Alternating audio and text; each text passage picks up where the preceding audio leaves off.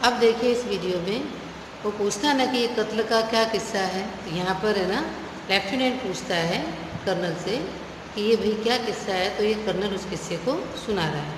वो बोल रहा है हुआ क्या था कि जो वजीर अली है उसको अवध के राज्य में कोई पोस्ट दी गई थी, लेकिन होता क्या है कि कुछ समय बाद उसको पोस्ट से हटा दिया जाता है और बनारस पहुंचा देते हैं। बनारस पहुंचा देते हैं। 3 लाख जो रुपये उसको क्या करते हैं कि 3 लाख का वजीफ़ा दे देते हैं। बनारस पहुंचा देते हैं और क्या करते हैं कि 3 लाख का रुपये का सालाना उसको वजीफ़ा मुकर्रर भी तय कर देते हैं। लेकिन ये बात उसको बिल्कुल भी अच्छी नहीं लगती है। उसको पता रहता है, वो बहुत एक जाबाज सिपाही होता है, समझदार होता है। उसको पता हो जाता है कि मेरे भी पिता का ये राज है, मैं इसका नवाब बनने वाला हूँ। लेकिन वो क्या करते हैं कि किसी भी तरह से वजीर अली को वहाँ से हटा देना चाहते हैं। क्या करते हैं, कुछ महीने बाद क्या करते हैं, जनरल ने उसे कलकत्ता, उसको बोला जाता है गवर्नर जनरल कलकत्ता ने वो तलब में से याद किया है।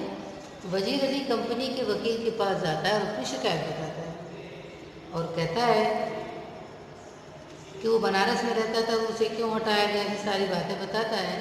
मुझे यहाँ क्यों तलब किया, मुझे यहाँ क्यों याद किया गया है। और वकील क्या करता है कि उसकी बात पूरी ध्यान से सुनता है, बल्कि उस पर ही दोषारोपण थोप देता है और उसको भला बुरा कहता है। जबकि वजीर अली को पता था कि ये लोग मेरे ही राज्य में रह करके उसे हड़पने की कोशिश कर रहे हैं, उसी में से ऐश कर रहे हैं और मुझे यहाँ से भगाने की कोशिश कर रहे हैं। वो सच्चा एक देशभक्त था। तो वजीर अली को इतना गुस्सा आता है कि उसके पास एक खंजर था, तो उसी से वो वकील का काम तमाम कर देता है। काम तमाम कर देना, उसको मार देता है। वैसे ही वो अंग्रेज़ों से बहुत नफरत करता है और हर हाल में अपने देश से अंग्रेज़ों को भगा देना चाहता है। अब इतना मार तो दिया उसने, अब वो भाग गया। भाग के देखिए कहाँ गया है, अपने जानसारों में जो उसके चंद फौज है उसकी छोटी सी, उसके साथ में वो आजमगढ़ की तरफ भाग जाता है। जो आजमगढ़ के जो हुक्मरान, जो जमींदार और जो नवाब होते हैं, वो क्या करते हैं कि इसको हिफाजत में से अपनी सुरक्षा प्रदान कर देते हैं। उसे घाघरा नदी है वहाँ के किनारे तक पहुँचा देते हैं। अब ये कारवां उन जंगलों के कई साल से भटकता रहा है। मतलब जो जमींदार थे वो लोग कैसे थे कि वो भी अंग्रेज़ों से बहुत नफरत करते हैं और वो भी चाहते हैं कि अंग्रेज़ हमारे हिंदुस्तान को छोड़ दें। वो भी सच्चे देशभक्त हैं, वजीर अली का पूरा मदद करते हैं और पूरी एक उसकी अपनी हिफाजत में घाघरा नदी तक उसको पहुंचा करके कहते। वजीर अली एक योजना बनाता है, वो घाघरा नदी पार करके गोरखपुर के जंगलों में चला जाता है और वहाँ पर जाने के बाद वो अपनी फ़ौज को और भी अच्छा मजबूत बनाना चाहता है। जो इसकी योजना के अनुसार यहाँ दिया है ना, मगर वजीर अली की क्या स्कीम है, क्या योजना है। तो कर्नल बता रहा है कि वो किसी तरह नेपाल पहुँच जाएगा गोरखपुर के जंगलों से होता हुआ, और वहाँ पर जो अफ़गानी जो बादशाह हैं शाह जमा, वो उनका इंतज़ार करेगा कि वो अवध पे आक्रमण करें और सआदत अली को उसके पद से हटाकर खुद अवध पर कब्जा करें। देखिए यहाँ अवध का जो राजकुमार है वो जंगलों में भटकता घूम रहा है और उसके चाचा अंग्रेज़ों के साथ मिलकर उसकी मौत करा देना चाहते हैं, उसे मार देना चाहते हैं और ज़बरदस्ती वो उनका हक नहीं है, फिर भी वो अवध आसिफ उद्दौला की जगह पर राजा बने हुए बैठे हैं। और ये जो अंग्रेज़ हैं उसका साथ दे रहे हैं। वो इसलिए साथ दे रहे हैं कि सआदत अली की साथ दे कर के वजीर अली को मार दिया जाएगा। बाद में सआदत अली को भी ख़त्म करके पूरे राज्य को हड़प लेंगे। क्यों हड़प लेंगे? क्योंकि अगर वजीर अली जिंदा रहता है तो राज्य को हड़पना उनके लिए बहुत ही मुश्किल है। इस तरह से उनकी चाल होती है, लेकिन इस चाल को सआदत अली बिल्कुल भी अपने लोभ लालच के चक्कर में समझता नहीं है। लेफ्टिनेंट बता रहे हैं कि नेपाल पहुंचना तो कोई बड़ी बात नहीं है और तो पहुंच भी गया होगा। कर्नल बोलता है कि हमारी फ़ौजें, अब देखिए यहाँ पर कर्नल की फ़ौज और सआदत अली कहाँ के सिपाही भी सख्ती से उसका पीछा कर रहे हैं, उसे पकड़ने की कोशिश कर रहे हैं, पर हमें वो अच्छी तरह मालूम है कि वो भी इन्हीं जंगलों में छुपा हुआ कहीं में इतना घना जंगल है कि उनकी दो दो तरह की सेनाएं पड़ी हैं। उसी जंगल में वजीर अली भी है, लेकिन वो उनके हाथ नहीं लग रहा है। इस तरह के हमारे राजा महाराजा होते थे, अपने ही भाई भतीजों को मरवा करके खुद राज हड़पने की कोशिश करते थे, बाद में अंग्रेज उनको ही मार करके पूरे राज को अपने कब्जे में कर लेते थे। इसी तरह की कूटनीति से उन्होंने पूरे देश पर अपना कब्जा कर लिया। जब इस तरह के राजा अपने ही परिवार के फूटन में एक दूसरे की हत्या करवाते थे, तो ये अंग्रेज क्या करते थे, बाद में हत्या करवा देते, बाद में बोलते थे कि जब तुम अपने ही भाई के नहीं हुए, अपने परिवार के नहीं हुए, हम तो अंग्रेज हैं तो हमारे कैसे हो गए। और किसी भी चाल से उनको भी उसी की सज़ा के रूप में उनको तुरंत ही मार देते थे।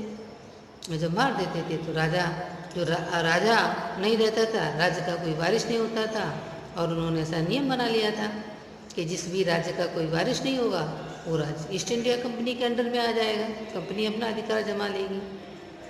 और कई राजकुमारों को वो इसी तरह ख़त्म करवा देते थे जैसे वजीर अली के पीछे पड़े हुए हैं। अब कर्नल उठकर बोलता है, देखिए भाई क्या बात है। बोले देखो दूर से कोई गर्द मीन्स कोई धूल बहुत ही उठती दिखाई दे रही है। तो बोलता है देखो सिपाहियों से कह दो। कर्नल बोलते भाई तैयार रहें, और एक सिपाही जो होता है सलाम करके चला जाता है। यहाँ लेफ्टिनेंट बोलता है, खिड़की से बाहर देखता है, मसरूफ़ था। बोले गर्द में धूल तो इतनी ज़्यादा उड़ रही है कि ऐसे लग रहा है कि कोई एक काफिला है, लेकिन वो धूल में ये भी दिखाई दे रहा है कि एक ही सवार मीन्स कोई घोड़े पर एक ही सब व्यक्ति आ रहा है, लेकिन धूल बहुत ज़्यादा उड़ रही है। कर्नल बोलता है, खिड़की के पास जाकर बोलता है, देखो एक ही सवार है, सरपट में बहुत तेज़ी से दौड़ता हुआ हमारी तरफ चला आ रहा है। ऐसी वो बात कर रही है। लेफ्टिनेंट बोल रहा है, अरे वो तो हमारी तरफ ही आता हुआ मालूम पड़ता है। तो कर्नल क्या करता है, जो ताली बजाकर एक सिपाही को बुलाता है। इस तरह से वो दोनों बातचीत करते हैं, और वो जो घोड़ों की बोले हमारी तरफ चला रहा है, और वो घोड़ों की जो टापें, जो घोड़े की टाप होती है ना, उसमें लोहे का एक नाल जैसी लगी थी, जो दौड़ते तो टक टक टक की आवाज़ आती है। इस तरह से वो बोलते हैं कि ये तो हमारे करीब ही आ जा रही है। सवार उनके पास में आ जाता है और बोलता है कि हमें कर्नल से मिलना है। गोरा एक सिपाही है, चिल्लाकर बोलता है, बहुत खूब। तो सवार जो होता है बाहर से बोलता है, सी कि देखो। गोरा जो है ना अंदर जा कर के कर्नल से पूछता है कि हुजूर वो आपसे मिलना चाहता है। कर्नल बोलता है भेज दो। लेफ्टिनेंट और कर्नल और उसके कई आदमी जो होते हैं वो खेमे में बैठे रहते हैं और आपस में बात करते हैं कि उनको ऐसा लगता है कि वजीर अली का ये कोई आदमी होगा जो उसको गिरफ्तार करवाना चाहता है। कर्नल बोलता है, खामोश रहो, सिपाही अंदर आ रहा है। मीन्स सवार सिपाही मीन्स वजीर अली। सवार आते से ही पुकार उठता है, तन्हाई तन्हाई। तन्हाई तन्हाई का मीन्स होता है अकेला, मतलब दो पे दो बात करना। पहले आपने राजा महाराजा देखे होंगे, वो लोग एकांत और तन्हाई की बात किया करते थे, तो वहाँ से और तो दूसरे लोग चले जाया करते थे, सिर्फ दो लोग ही व्यक्ति आपस में बात करते थे। कर्नल साहब यहाँ कोई गैर नहीं। कर्नल बोलते हैं, भाई जो सवार हो यहाँ कोई दूसरे तो हमारे अपने ही आदमी हैं, राजा दिल में अपने मन की बात कह सकते हो। लेकिन सवार क्या बोलते हैं, दीवार हम गोश दारद तन्हाई। बोलते हैं कि भाई दीवारों के भी कान होते हैं, इसलिए हम दो पे दो ही बात करना चाहते हैं। तो कर्नल लेफ्टिनेंट और सिपाही को इशारा कर देता है, सब वो लोग बाहर चले जाते हैं। अब वो तन्हा में कर्नल, तन्हा में अकेले खेमे में सिर्फ कर्नल रह जाता है। और जरा वक्फे के बाद चारों मतलब उसके बाद भी जो वजीर अली होता है ना, चारों तरफ नज़र दौड़ा करके देखता है। तो चारों तरफ नज़र दौड़ा के देखता है, इसको लगता है कोई इधर उधर है तो नहीं। अब सवार और कर्नल के बीच में चर्चा हो रही है। सवार बोल रहा है, भाई आपने इतना यहाँ मुकाम इतने इस जंगल में खेमा क्यों डाला हुआ है। कर्नल बोल रहा है, अरे भाई कंपनी का हुक्म है और वजीर अली को पकड़ना है, जो बहुत ही खतरनाक है, अवध का बनने वाला नवाब है, लेकिन हमें उसको ख़त्म करना है। सवार बोलता, लेकिन भाई वही इतना लाव लश्कर के एक आदमी को पकड़ने के लिए।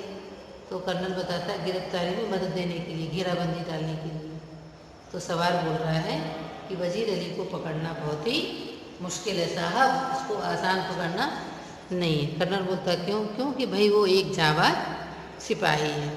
तो कर्नल बोलता है, मैंने भी ये सुन रखा है तो और अब आप क्या चाहते हो मिस, तुम यहाँ पर क्यों आए हो, ऐसे वो बता रहा है। बोले मैं तो सिर्फ चंद कारतूस चाहता हूँ और कुछ भी नहीं चाहता हूँ।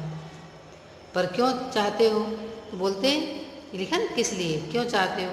बोले मैं भी गरीब वजीर अली को ही गिरफ्तार करना चाहता हूँ, एक तरह से आप ये समझिए मैं आपका दोस्त हूँ। ऐसा वो कर्नल को बताता है और कर्नल उनको बोलता है कि भाई ये लो 10 कारतूस। देखिए यहाँ पिक्चर में वो कारतूस देते हुए दिखाई दे रहा है, ये है कर्नल और ये है वजीर अली और ये है उसके सिपाही जाते हुए, सिर्फ 2 पे 2 खेमे में हैं। इस तरह से वो शेर की मान में आकर के कारतूस ले जाता है। सवार मुस्कुराते हुए शुक्रिया बोलता है वो जब कारतूस ले लेता है, और कर्नल पूछता भाई तुम्हारा नाम क्या है, तो बोलता है भाई मेरा नाम तो वजीर अली है, आपने मुझे कारतूस दिए इसलिए मैं आपकी जान बख्श देता हूँ। ये कहकर वो बाहर चला जाता है। टापों की जो शोर होता है ना, आवाज़ होती हुई सुनाई देती है, और कर्नल सन्नाटे में एकदम हक्का बक्का रह जाता है। जिस चीज़ क्यों रह जाता है, क्योंकि जिस वजीर अली को पकड़ने के लिए वो इतना लाव लश्कर लेकर के महीनों से जंगल में रह रहा था, परेशानी सह रहा था, वो वजीर अली उसके हाथों से ही कारतूस लेकर के चला जाता है और वो कुछ नहीं कर पाता है। उसके पास कोई शब्द नहीं होते हैं उसकी वीरता को बताने के लिए।